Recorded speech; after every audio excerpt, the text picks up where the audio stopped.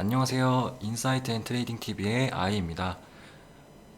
네, 여러분들 일단은 먼저 우리 지금 주식 투자를 하고 계신 분들에게는 대부분의 주식 투자하시는 분들이 수익권이라고 생각을 할 정도로 코스피가 2600포인트를 돌파하는 이례적인 날입니다. 오늘은 그런 기념적인 의미로다가 오늘 코스피 시장이 어떻게 앞으로 움직일 것인가에 대해서 한번 영상을 찍어보도록 할 텐데요.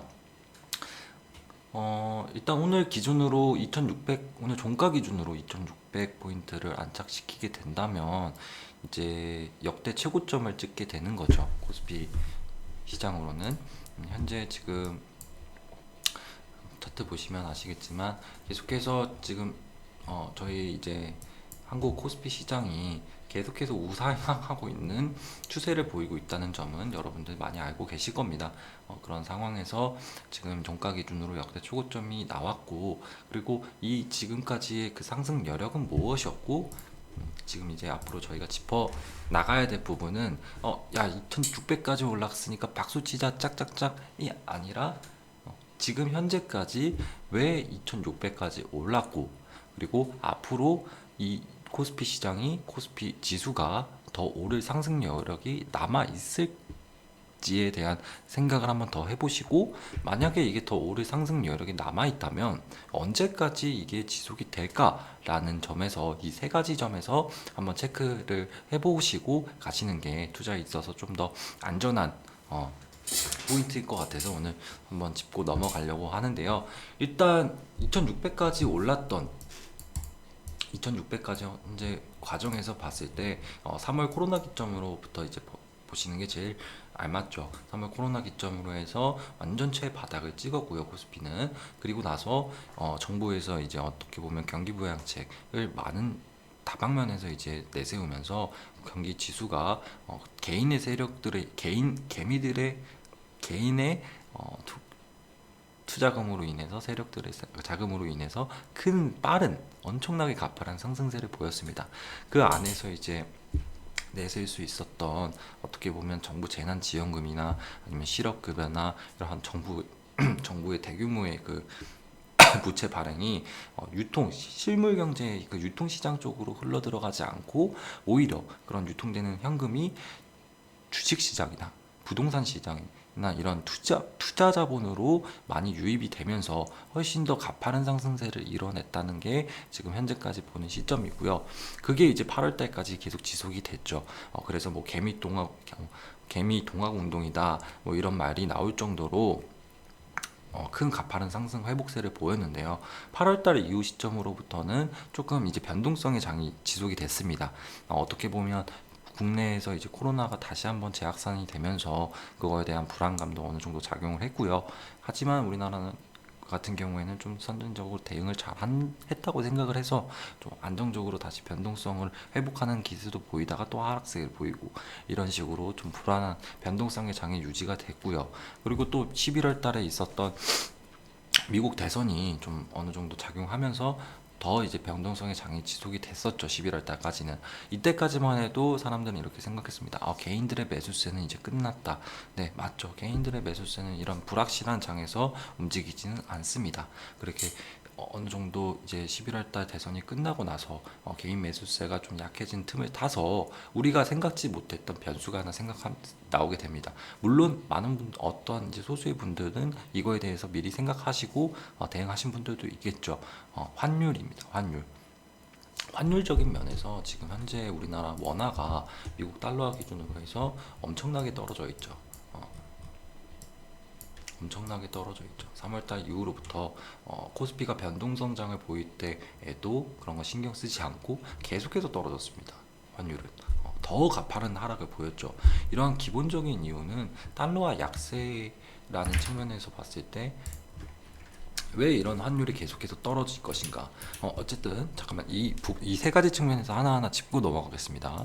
너무 계속해서 얘기만 하다 보면 놓치는 부분이 생길 것 같아서 현재까지 일단 코스피가 2600까지 올리는 과정에서는 7월, 8월 달까지는 정부 우리나라 국내적인 이슈로 인해서 개미들이 한번 쭉 올리는 상승장을 맞이했었고 8월 달 이후부터는 좀 변동성의 장을 보이다가 10월 달 10월 중순 때부터는 환율이 이렇게 떨어지면서 원화 강세가 지속이 되면서 외국인의 매수세가 급격하게 들어오면서 코스피가 2600까지 올랐다라고 보시면 되고요. 코스피가 2600까지 이렇게 한번 2400포인트를 뚫고 쭉 올라갈 수 있는 상승 여건은 외국인 매수세입니다.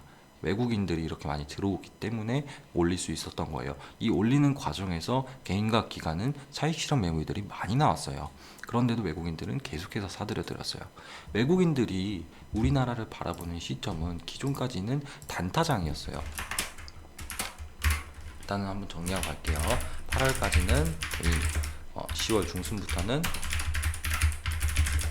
외국인이 주체가 되는 이 코스피 상승장을 볼 수 있고요. 8월부터 10월까지는 변동성의 장이라고 보시면 됩니다. 국내 코로나 사건과 이 대선으로 인해서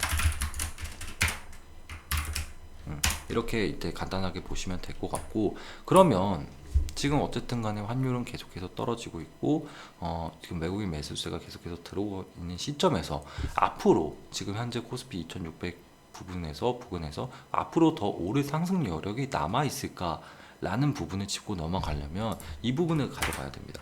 앞으로 더 오를 상승 여력이 남아 있을까? 그럼 근본적으로는 외국인들이 앞으로 더 계속해서 우리 코스피 시장에 유입이 될까라는 점에서 생각을 해야 되고요.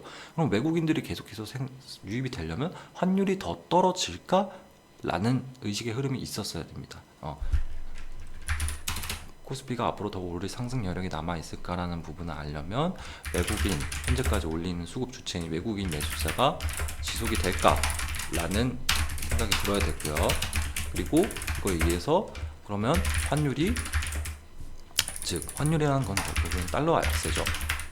달러와 약세가 계속해서 지속이 되면서 환율이 계속해서 떨어질까, 이런 논리적 흐름이 여러분들 잡혀 있어야 됩니다. 그러면 그럼 결과적으로 근본적으로는 환율이 계속해서 떨어져야지 외국인 매수세가 지속이 되고, 그럼 외국인 매수세가 지속이 되면 코스피가 앞으로 더 상승 여력이 남아 있다고 판단할 수 있는 건데요. 그럼 근본적인 이유, 환율이 계속해서 떨어지는 이유, 떨어질 것이라고 생각하는 이유는 뭘까요? 달러의 약세가 지속된다고 저는 일단 보는데, 이 이유는, 근본적인 이유는 코로나에 대한 경기 부양책입니다. 지금 미국에서는 이제 바이든 대통령이 당선이 되기 전에 이미 미국 부양책에 대한 얘기가 나왔었죠. 2조 달러 가량의 대규모 부양책을 내세우겠다고 얘기를 했는데 2조 달러라고 하면 여러분들 엄청나게 큰 액수죠. 천문학적인 액수입니다. 그럼 미국 시장에서의 그런 대규모의 부양책은 결국에는 시중에 그만큼 많은 돈을 뿌린다는 거고요. 시중에 그만큼의 많은 돈이 뿌려지게 된다면 이 달러의 가치는 떨어지게 될 수밖에 없습니다. 그래서 이런 경기 부양책이 이미 이제 한번 발표를 했지만 아직까지 이 경기 부양책에 대한 실행이 되지 않은 상태에서 달러가 지금 어느 정도 반등을 보이고 있죠. 하지만 이 경기 부양책이 실제로 이제 딱 나오는 시점부터는 달러 약세가 더 큰 하락을 보일 수 있다고 생각합니다. 그런 관점에서 봤을 때 미국에서의 대규모 경기 부양책이 실행되면서 앞으로도 달러 약세는 지속이 될 것이고, 그렇게 되면 우리 원화 강세, 달러 약세가 지속되면서 환율이 계속 떨어지면서 외국인들은 앞으로 코스피 시장에 계속해서 유입이 되면서 코스피는 상승 여력이 남아 있다는 결론을 내릴 수 있습니다. 그러면 어쨌든 네 말대로 제 말대로 네 말대로 미국 대선에서 미국 경기 부양책 2조 달러 규모가 나오면서 미국이 지금 현금 가치, 미국의 현금 달러 약세가 지속이 되고 환율이 떨어지면 외국인 매수세가 지속되고 우리나라에, 그럼 코스피 시장은 상승할 수 있는 여력이 있는 건 이해가 됐다.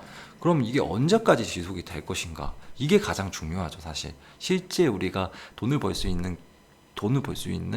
모멘텀이 되는 거는 이런 미래 예측보다는 시기거든요. 언제 이게 떨어지고 언제 오르냐 이거를 맞추는 게 제일 어렵잖아요. 사실 신의 영역이고 언제까지 지속이 될까라고 생각을 해봤을 때 저는 일단 개인적으로는 코로나 종식 시점이라고 봅니다. 즉 코로나 종식 시점이란 코로나 백신이 상용화되는 시점이라고 보는 거죠.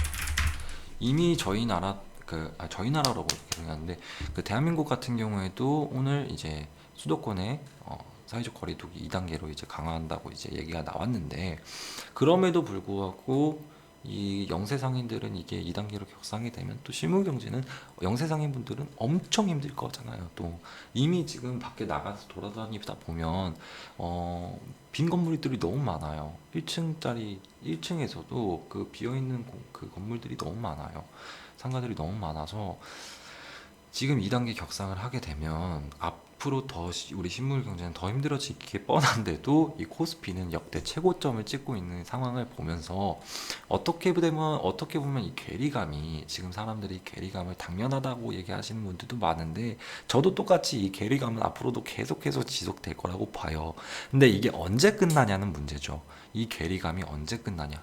코로나 백신이 상용화되는 시점부터는 이 괴리감에 대한 사람들의 인식이 극에 달할 것이고 그러면 그게 이제 주식시장이나 자산시장에 엄청 큰 타격을 줄 것이다 라는 관점에서 여러분들 오늘 이제 이런 관점에서 보고요. 그럼 코로나 백신이 언제 상용될까요?